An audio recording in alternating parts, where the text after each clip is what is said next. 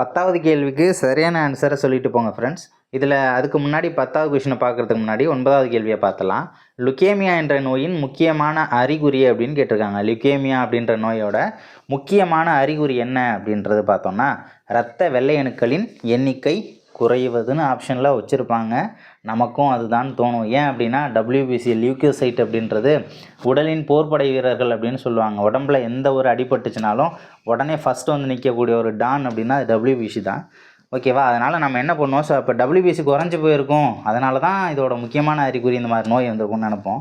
ஆனால் இங்கே சரியான ஆன்சர் என்ன அப்படின்னா, இரத்த வெள்ளை அணுக்களின் எண்ணிக்கை அதிகரிப்பது இதனுடைய முக்கியமான ஒரு பண்பாக இருக்குது.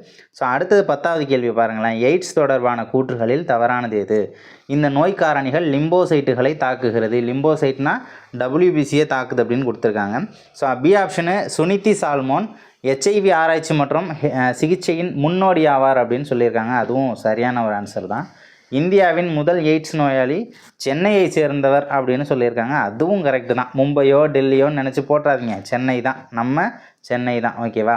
அதுமாரி எய்ட்ஸ் தினம் தெரியும், டிசம்பர் 1 இதெல்லாம் நமக்கு தெரியும்.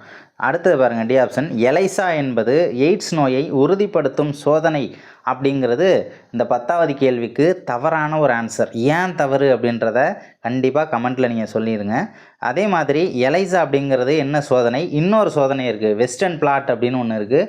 அது என்ன சோதனை? எலைசா அப்படிங்கிறது என்ன சோதனை அப்படின்றது சரியான ஆன்சர் எது அப்படின்றத கண்டிப்பாக மறக்காமல் கமெண்ட்டில் சொல்லிட்டு போங்க. தேங்க்யூ.